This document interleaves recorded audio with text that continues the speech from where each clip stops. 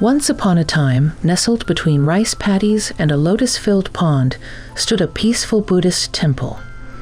Its ancient stones echoed with hushed prayers and the scent of incense. One of the temple's residents was a wise old monk named Bhikkhu Thanat. He was known throughout the region for his knowledge of both medicine and the Dharma, the Buddhist teachings. A young girl named Maya lived in a nearby village. Her family were farmers, and the land held their livelihood and their hopes for the future. But recently, something had made Maya unwell. Her stomach was often upset, causing her discomfort and making her irritable.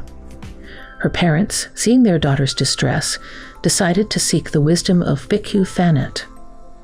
One morning, Maya and her mother journeyed to the temple. Bhikkhu Thanat greeted them with a gentle smile, his eyes reflecting years of deep contemplation. "Welcome," he said, his voice as soothing as a breeze across water. "What troubles your spirit, little one?" Maya's mother explained her daughter's ailments. Bhikkhu Thanat listened carefully, his brow furrowed in thought. When she finished, he looked at Maya with genuine concern. "The body and the mind are interconnected, Maya. Just as a murky pond obscures the fish swimming below, an unhealthy body can cloud our thoughts and emotions." He placed a gnarled but gentle hand on Maya's shoulder. "Come," he said, "let us walk in the temple garden and speak of healing." As they strolled through vibrant flower beds, Bhikkhu Thanat began to explain the importance of a healthy gut within the Buddhist understanding. "Our intestines, child," he said, "are like a vibrant internal garden. Within them, countless tiny beings work diligently to break down our food and protect us from harmful substances, just as gardeners tend to their plants." "But Master," Maya asked, "what does this have to do with my stomach feeling so strange?" The monk nodded. "When this inner garden gets out of balance, weeds can begin to grow. These weeds are unhelpful organisms that can cause feelings of discomfort and unease, both in our body and in our spirit. It is like a ripple effect, Maya. If your body suffers, so does your mind, and vice versa." He led Maya to a shady grove of bamboo. "Now let me tell you of a special plant called Planteco ovata. Its seeds yield a powdery husk, a powerful natural remedy called psyllium. This husk is a type of soluble fiber, meaning that it mingles with water to become a gentle, soothing substance in our intestines." Maya listened intently as Bhikkhu Thanat painted a vivid picture. "Imagine Psyllium Husk Powder as tiny helpers who sweep and clean the pathways of your intestinal garden.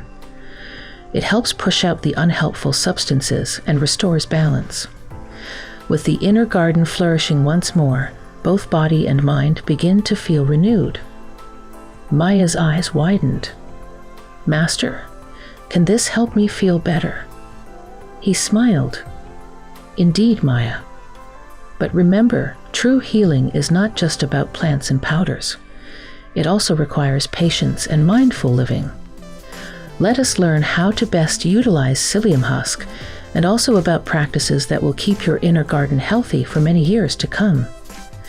Back in Bhikkhu Thanat's simple chambers, he carefully showed Maya how to mix a teaspoon of psyllium husk with water. "Drink this each evening, right before bed," he instructed. "In the morning, we'll see how your internal garden has responded." Maya left the temple that day with more than just medicine. She had a newfound understanding of the connection between her body and her spirit. As she diligently followed Bhikkhu Thanat's simple instructions, Maya gradually felt a change. Her stomach became less agitated, and her snappish moods mellowed. One afternoon, Maya returned to the temple, her face beaming. "Master," she cried, "my troubles are fading. It feels as though a burden has been lifted." Bhikkhu Thanat smiled warmly. "The psyllium has helped, but do not forget that you are playing an equally vital role in your own healing, Maya. By being patient and trusting in the process, you've allowed your body time to restore itself. Now fully recovered, Maya became an advocate for gut health in her village. She shared the wisdom of Bhikkhu Thanat with her neighbors, and with her guidance, many others discovered the benefits of psyllium husk. Inspired by her experience, Maya decided to become a healer herself. Years later, she returned to the temple as a skilled herbalist. Bhikkhu Thanat, now very old, greeted her as an equal. "You have learned well, Maya," he said, pride in his voice. "You teach others not only about the power of nature, but also the importance of taking care of our inner world, for that is where true health begins."